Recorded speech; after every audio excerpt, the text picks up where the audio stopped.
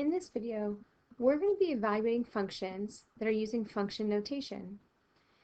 So in this example, we're asked to evaluate the function when x equals -4, 0, and 2.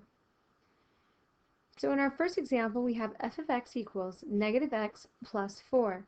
So in function notation, that might look like f of -4 if we're trying to plug in our -4, which would mean that what we're going to do is wherever there's an x, we're going to take out that x and place in the value we're trying to evaluate for.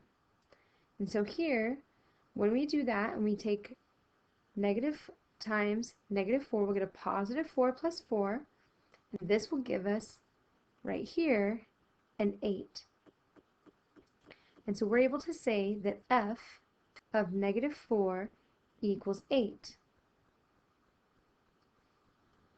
So now, if we want to evaluate our function for f of 0, now instead of putting a -4 into the x's spot, we're going to put the number 0 because that is the number it is asking us to evaluate for. So -0 plus 4 is still going to give us a value of 4, meaning that f of 0 equals 4. And to do our final evaluation, it's asking us to find f of 2. So what that means is in the x's spot, we will now put the number 2. So -2 plus 4 is 2. So that tells us that we have an f of 2 is 2. And now we have evaluated our function for the values -4, 0, and 2. So I'm going to go ahead and have you try letter B on your own. It says s of x equals 12 minus 0.25 times x. So I want you to push pause and find s of -4, s of 0, and s of 2. And when you're done, push play and let's see if you're right. So for s of -4, we plug in our -4 into our x spot.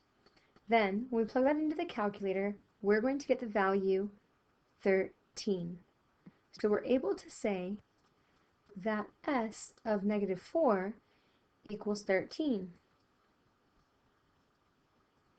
So now if we're trying to find our s of 0, we have 12 minus 0.25 times 0. So we've taken the 0 and plugged it in for the x spot. And when we work that out and plug that into the calculator, we see that we have a value of 12, which allows us to say that s of 0 equals 12. If we're trying to find s of 2, we'll take out the x and place the 2 in the x's spot. And so we'll have 12 minus 0.25 times 2. And when we plug that into the calculator, we see that we're going to have a value of 11.5, which allows us to say that s of 2 equals 11.5. And now we have evaluated our function at the values -4, 0, and 2.